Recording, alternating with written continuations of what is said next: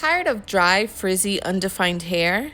Well, for today's video, I partnered up with Shea Moisture to show you how to get perfectly defined finger curls so you can say bye-bye to bad hair days and say hello to super defined moisturized curls. I'm going to go ahead and walk you through the process that leaves me with perfect results every single time, as well as share some things you should avoid so you can get perfect results too. Now, I do want to point out that this style does require a high level of elasticity in order to obtain optimal results. So if you're currently transitioning and have some straight ends or are experiencing a lot of damage from heat styling or chemical processing, you won't really get the results that you're looking for due to a loss in elasticity. But the great news is I'm going to be using some products that will help fortify your hair so that with a little patience and proper hair care, you'll be able to achieve finger curls in no time. So to start off, I'll be washing my hair with the Jamaican Black Castor Oil Strengthen and Restore shampoo. So this is a clarifying shampoo that contains shea butter, peppermint, and apple cider vinegar. The reason I love this shampoo is because it does such a great job in removing any buildup, so I have a clean, fresh base to start my style off with, and the apple cider vinegar helps balance my hair and scalp's pH, which flattens down my cuticles and helps tremendously in reducing frizz. After I rinsed out the shampoo, I followed up with the Coconut and Hibiscus Curl and Shine Hair Mask, which is a deep treatment mask that contains shea butter, coconut oil, and silk protein. Since finger curls tend to last me up to 2 weeks, I want to ensure I get as much moisture in my hair as possible, and this mask definitely left my hair feeling super moisturized and ready to be styled.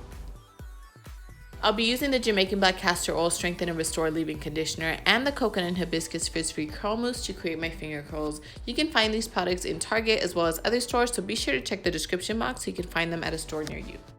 Now, before we get started, let's talk about some common mistakes people make that affect their results, with the first one being not using enough product. Now, y'all know I like to OD on some product, but it's definitely for good reason, because not using enough product tends to leave a lot of dry, frizzy areas on your hair, which can ruin any hairstyle. So be sure you're not stingy with the product and apply a generous amount to each section so you can avoid this mistake.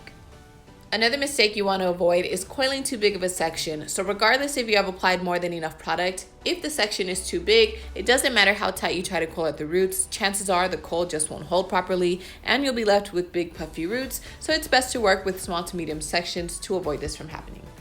So the last mistake some people make is coiling your hair in the opposite direction. So this obviously will vary for everybody, but you want to ensure you're coiling your hair in the direction your hair naturally likes to curl.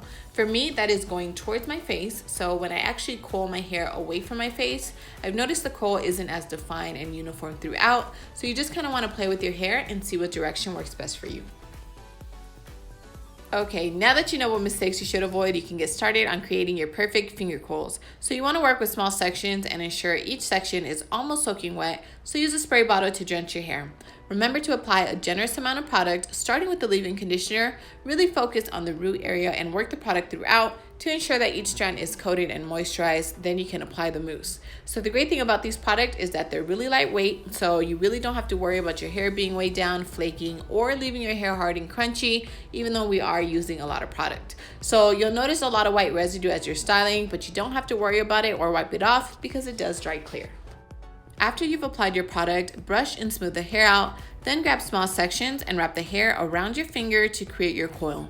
So you can wrap your hair around however many fingers you'd like. Just keep in mind that the more fingers you use, the bigger the wave and vice versa.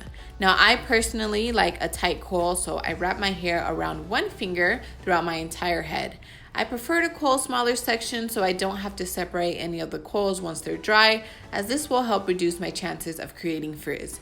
And after I finish each section, I scrunch my hair to define that perfect spiral shape.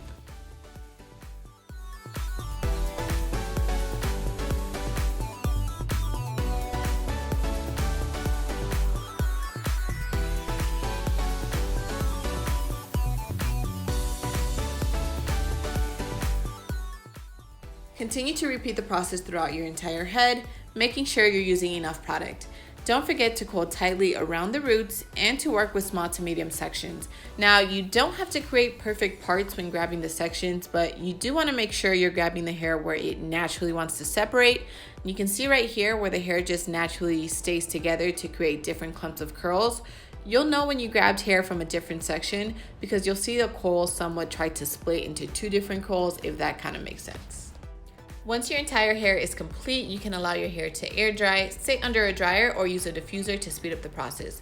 Whatever method you choose, just make sure you do not play with your curls or try to separate anything until your hair is completely dry, as this will definitely create some frizz. I personally let my hair air dry, which took about 3 to 4 hours. Then I used the Jamaican Black Castor Oil Edge Treatment to lay down my edges. And a trick I always like to do is I take a small amount of edge gel and I use it to tame any flyaways I have around my root area.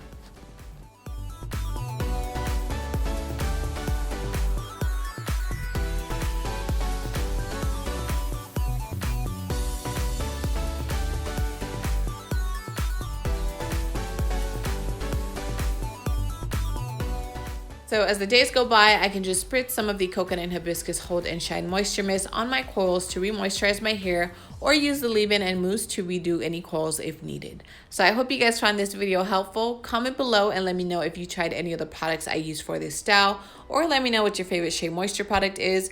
Be sure to check the description box for all the details on the products I use, along with where you can purchase them. And don't forget to follow me on Instagram at Naturally Chia, and be sure to tag me on your results if this video helped you out. Make sure you give this video a big thumbs up so more people can find it. And don't forget to subscribe to my channel for more hair videos. And let me know what other videos you guys would like to see. Thanks for watching.